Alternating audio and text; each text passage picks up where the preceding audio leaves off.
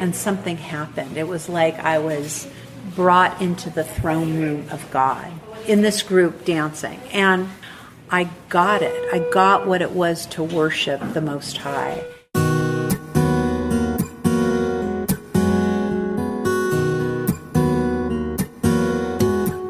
Welcome to Walk Like a Hebrew. I'm Jody Odell.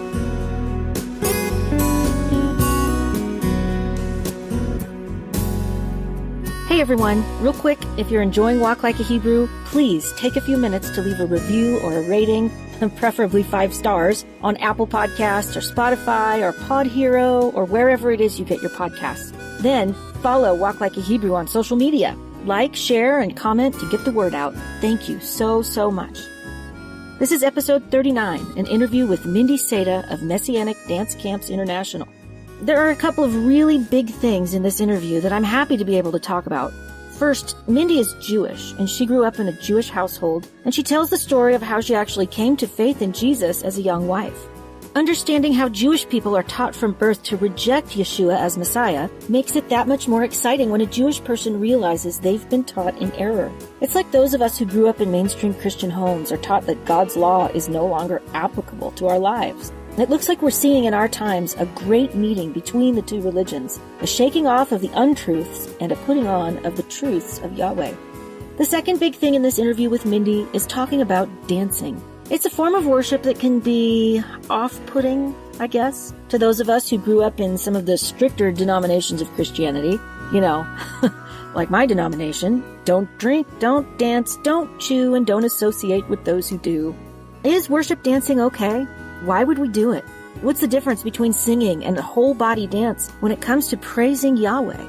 Mindy talks about learning to worship God, how the COVID crisis affected their ministry, and much more. Be sure to check out her ministry website, Messianic Dance Camps International, at mdci.info or messianicdancecamps.com.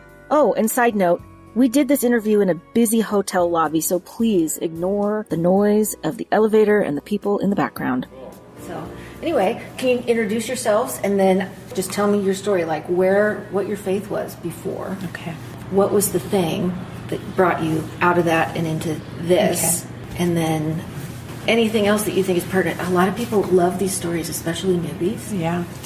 Okay. Because people, I did. People feel like they're crazy. Stories. Yeah. People feel like they're crazy. I mean, I thought I was crazy. Yeah. No, like, I totally loved it. Okay. Okay. Go. Well, I'm Mindy Seta, and I am a Jewish believer. It will be 30 years this coming Feast of Trumpets, or Rosh Hashanah. And how I became a believer was I had just got married, not to my current husband. I got married to a man who wasn't Jewish. I couldn't stand being Jewish. I felt a lot of shame about being Jewish. I must have experienced some anti-Semitism as a child, and so being Jewish was not anything exciting for me. My family were conservative Jews. We lived a block from a synagogue, and, they would get tickets for the high holidays, and then we would have to go sometimes.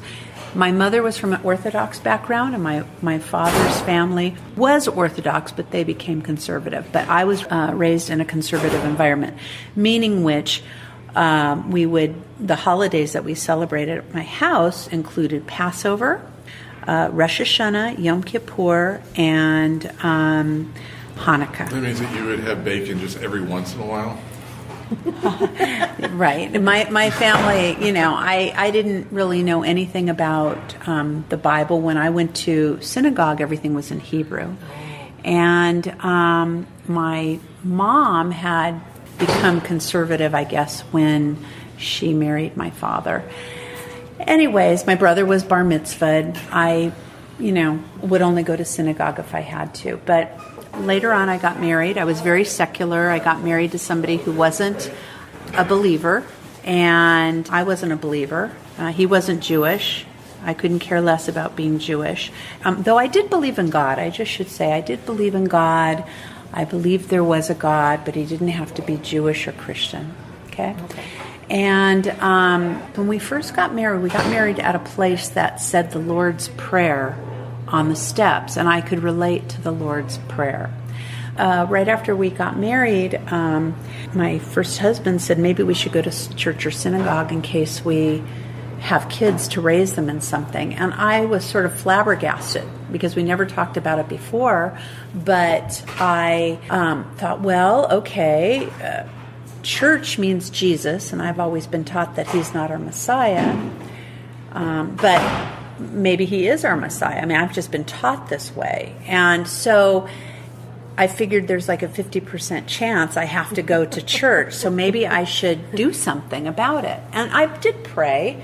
I just said, God, I might have to go to church, so if Jesus is the Messiah, just show it to me. And so almost immediately after that, I thought maybe I should read the Tanakh, or the Old Testament, to find out what's so bad about Jesus, because I thought for sure it would say it in there. I mean, it's sort of like the rule book, you know? Right. So I had one, and I started in Genesis and just started reading, and reading. And I did not see anything that said that you could not believe in Jesus. As a matter of fact, I saw all these things that to me were talking about Jesus, especially Isaiah 53. And I just couldn't believe that was in the Old Testament, the Tanakh. But I thought I'll continue reading till the end and see if there's something I'm missing. And so I did. I continued reading to the end and closed it after I was all done because there was nothing. And I got down on my knees and I said, he is the Messiah. And I only knew him as Jesus, but I asked him to come into my heart to atone for my sins. And the interesting thing is that day happened to be Feast of Trumpets, or Rosh Hashanah. Now, I only really knew it as Rosh Hashanah, as like a quote-unquote Jewish New Year. When we would go to synagogue on that, we'd hear the shofar being played. And but I thought, okay, so I need to know what to do. I didn't even bother to read the New Testament because in my mind I already knew what it said. It said that Jesus was a Christian. He was born by Joseph and Mary on Christmas Day. The Jews killed him, and I was going to go to hell if I didn't believe in him. And it was fine. I was willing to believe it because it was all there as far as who he is and what he would do in the Tanakh. And so I thought, okay, I am a Christian. I mean, this all is happening now in like 10 minutes. I'm a Christian. Let me take this Jewish person off. Thank God, because I didn't want to be Jewish. And I need to do what I have to do. And so I didn't know what to do. My husband was away. He would travel. So I couldn't tell him. And I figured everybody who wasn't Jewish, who was from some organized religion, would know exactly what I'm going through. But I decided to call old friend of the family. Her name was Helene. She was like older, and she was Jewish, and she became a born-again Christian several years before.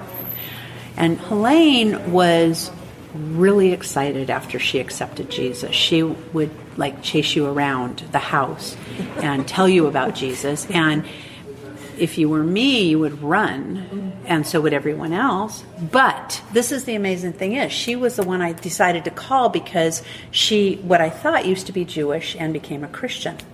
So I called her up, and remember, it's actually Feast of Trumpets, Rosh Hashanah. I called her up, and her husband actually answered and said, hi. And I said, hi Mel, this is Mindy. Is Helene there? Because I just asked Jesus into my heart and I need to talk to her. And he was like, well, she's in the bathroom. Can she call you right back? And I said, sure. And by the way, Mel, happy Rosh Hashanah. Because, you have to say that. Yeah. And so anyways, I put the phone down, and honestly, 1 minute later, the phone rings, and I said, hello. And Helene was screaming on the phone, hi, you believe in Jesus? Oh, praise the Lord, and blah, blah, blah, blah, blah. And I was like, oh my gosh, what did I do? But I said, yeah, I just asked him into my heart, and I need to know what I need to do. I'm happy Rosh Hashanah. And, I didn't think she was celebrating. Obviously, she was a Christian. And she said, Mindy, I'm so happy. Listen, why don't we meet today? I'm going to Rosh Hashanah services. And I was like, no, you're not. I said, you are? And she said, yes. And I was just like, oh, well, I thought you were a Christian. And she said, no, I'm a Jewish person who believes in the God of Abraham, Isaac, Jacob, and Jesus at that point. And I'm going to a place where people celebrate the holidays. And I was like, well, oh no. You know, inside I was like, oh my gosh, I'm still Jewish, you know? Oh my gosh. But at the same time, I was like, okay, I can be Jewish and believe in Jesus. And so she told me where the services were and invited me to go, and they were free. Normally you have to have seats. And so I went to this place, and it was held at a place that was at a business park. So it didn't have a cross on it, or it didn't have, it didn't have a cross on the outside of the building, which is, I was raised with the cross, being like, it's like an anti-Semitic sign almost, Many persecutions were done in the name of the cross. And so, anyways, it was at this business park, and I walked in, and there was a gal who was about my age there, and she was at the door, and she had a Star of David on, and I walked in, and I said, are you Jewish? And she said, no, but I love my Jewish Messiah. And I had never heard that. I never heard that. And that was so impactful, and it almost made me fall down, because what I heard, and I really now believe that was the Lord really like ministering to me. And I couldn't believe it. I just thought, wow, I never heard love for the Jewish Messiah from somebody who wasn't Jewish, who was a believer in Jesus, okay? And so what that really did was heal that anti-Semitic shame that I was carrying around for all those years. And so I walked in, and there were people of every nation there, and they were doing traditional liturgy that I was used to, but it said Yeshua, Yeshua, Yeshua, and I said, who's Yeshua? And that's when I was told that was his name. And I walked in that first Rosh Hashanah, and it was amazing. And then all of the holidays that follow, Feast of Trumpets, Yom Kippur, Sukkot, and they actually celebrated the Torah at the end. And it was so alive, and I really know it was because Yeshua was the center of the holiday. For me, celebrating the holidays that I celebrated, it was honestly tradition and food, or not food, depending on what holiday. And I walked out that day like so high and so excited, and I immediately had a burden for my Jewish brethren who know the Messiah, and a burden for the larger body of Messiah who don't know who he really is. And I was very excited. Now, unbeknownst to me, not everybody felt that way, including my first husband. We were only married 10 months, and I was like so excited, and I couldn't put me back, I couldn't go back. I was just, boom, I had to study the Bible. I was so excited about the holidays. And mind you, it's going to be 30 years, or I just celebrated 29 years, it's going to be 30 years, this Feast of Trumpets, and it's never been boring. It's never been tradition. It's always been totally exciting. But my husband at that point didn't want any part of it. I assumed everybody who was Baptist, everybody was this, who was Catholic, would totally understand, and nobody understood. And my family didn't understand. Nobody understood, and except the people that were at this congregation. And as I became a part of the movement, I'd find other people. Anyways, it was it was the most wonderful thing, and a very challenging time for 7 years. We didn't have children, and after 7 years, he divorced me, and it was very challenging but very exciting all at the same time. And really, that showed me that just because we believe in Yeshua, just because we're believers, it doesn't always mean life is going to be easy. But he's with us, and there's many scriptures that says that even though you walk through deep waters, he's with us, and so it was a very interesting time. And after that time, it was very challenging, but I met Ralph. I knew Ralph, and the Lord brought us together after like 7 years after my husband left. And, basically he restored what the cankerworm ate 1,000-fold, and developed our ministry. And it's been a very interesting time. That's how I became a believer. So tell me about your ministry. So because it was a Messianic congregation, dance was part of the expression of worship. Okay, and to me, when I first saw it, I didn't understand worship. I hadn't been at a church. I barely was at a synagogue. I did go, when I was young, I did go to summer camp, Jewish summer camp, and they did Jewish folk dancing. So the dance, when I first saw it, it looked like folk dancing. It was circular dance, but I didn't understand music. So after, remember, I came in on Feast of Trumpets, and after those like I didn't understand worship.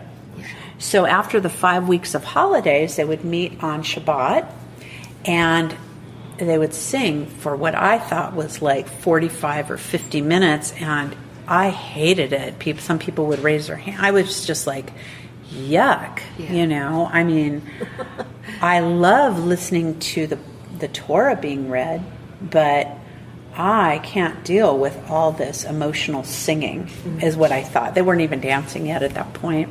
And I would just stand outside for till they were done. And it was very challenging because I thought, yuck, yuck, yuck. And I mean, it was a new congregation. It hadn't been established. During the holidays, there was so much to be focusing on, And so anyways, they had announced, maybe a week later, they're going to start doing Messianic dance. And in my brain, I just thought, oh, okay, they're going to dance. So maybe if we dance, make the time fly during the worship, and then maybe, we dance for 20 minutes. I can go in the bathroom for 20 minutes and be done, something. I just thought, okay, that's hopeful. And so I think within a week, they started midweek doing a dance class, and I went. And, back then, there weren't there was Paul Wilbur, there was Israel's Hope, there was a few bands, I guess. And we started learning something, and it was easy enough to focus on the movement, easy enough to meditate on His Word and on Him, and something happened. It was like I was brought into the throne room of God in this group dancing, and I got it. I got what it was to worship the Most High. And so the next week, even though I didn't dance, I was able to just enter into that aspect of the worship. It was so powerful. And as I said, I was a new believer, and then I would learn to dance, and it was very challenging being married to somebody who couldn't stand where I was and couldn't stand who I was. And I kept, as I'm reading the New Testament now, I'm like, so much is being opened up, because I never knew about Yeshua. It was for me, a very Jewish book. I mean, they celebrated all the holidays I celebrated.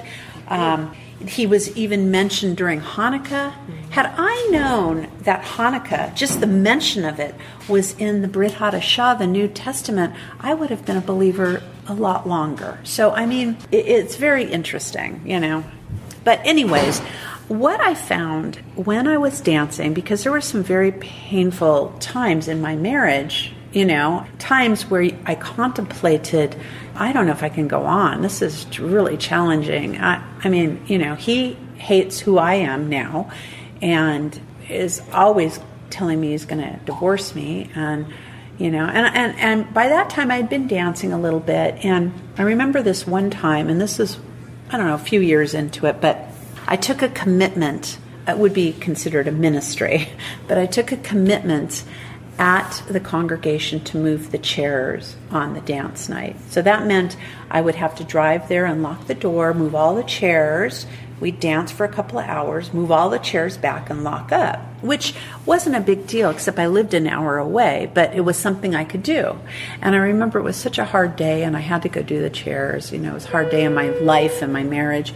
And I'm driving there, and I'm just so upset and angry and mad now that I have to drive there and move the chairs. I'm thinking, if you had my life, this isn't right, and why am I going through this? But I got there, and I unlocked the door, and I moved these stupid chairs, and I thought, I'm just going to go somewhere for 2 hours and I'll move them back. But, I'd see my friends and they were like, hi, and just stay and dance. And I danced for those 2 hours and I felt better. I felt so much better, and yet everything was exactly the same. Worshiping God, being with a group of people, allowing Him to blow, the icky stuff in me away. It was like I was restored and revived. And I realized that,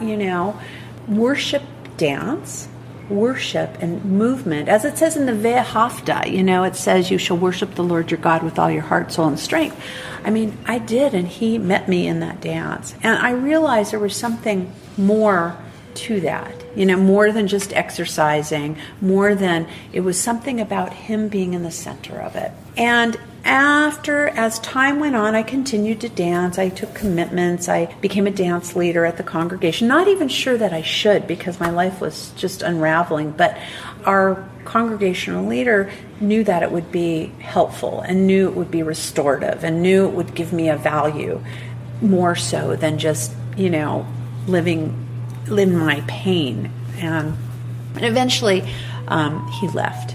And the ministry continued to grow. And then Ralph and I got married. And because he dances as well and he worships the Lord brought us together. I mean, yes, we've been through a lot. I think as he was refining our ministry, he allowed us to go through some very, burn the dross off moments, really refiner's fire. And we've now been doing this ministry since like 2003. And it's morphed a lot because of many, many things, but as far as our expectation, we have an expectation and we hope that He shows up, the Lord shows up to minister to His people. We are a vehicle.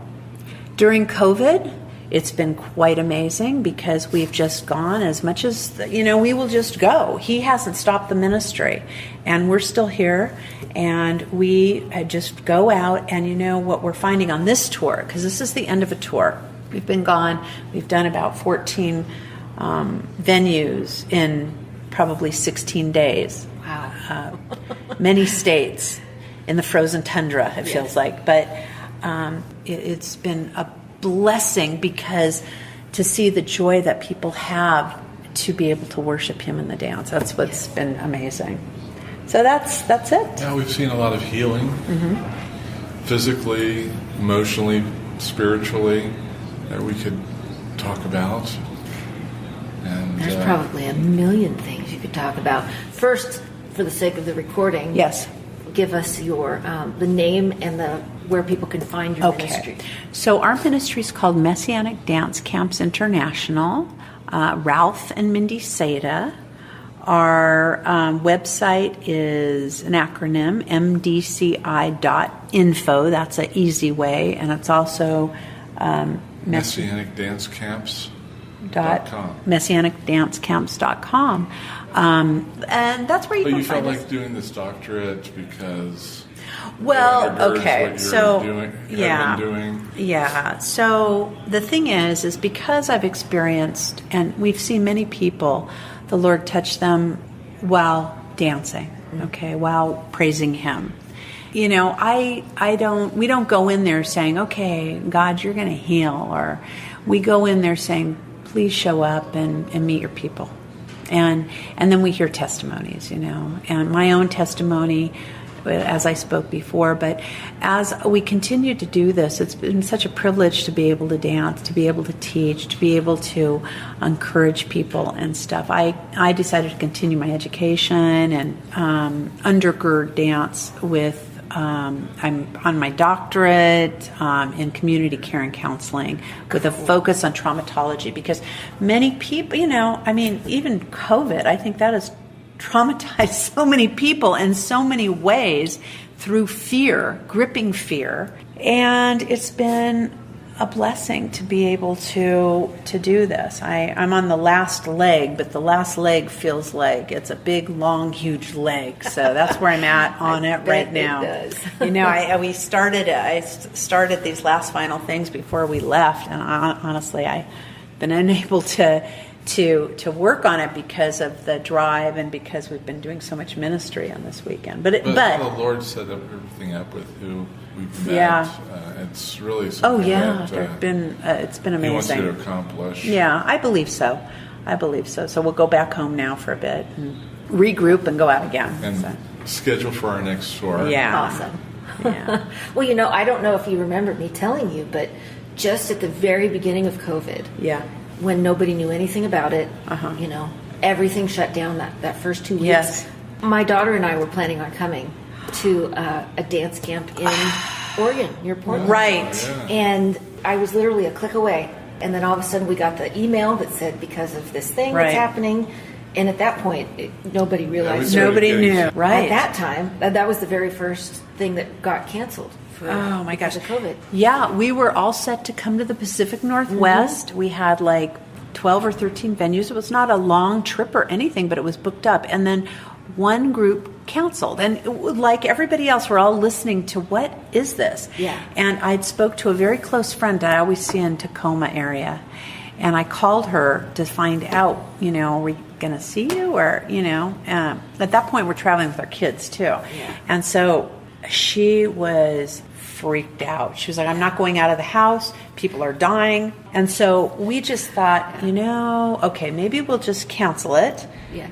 And just wait. And that waiting, of course, as everybody knows, everybody was shut down for a period of time. And we went online. I just knew I'm going to go nuts if we don't dance. And so we went online and started teaching dances for Passover. I'm not even sure. I think we had I'm not even sure about. We went online like 90 days? Yeah, 90 days we went on and just started teaching dances for Passover and then Shavuot.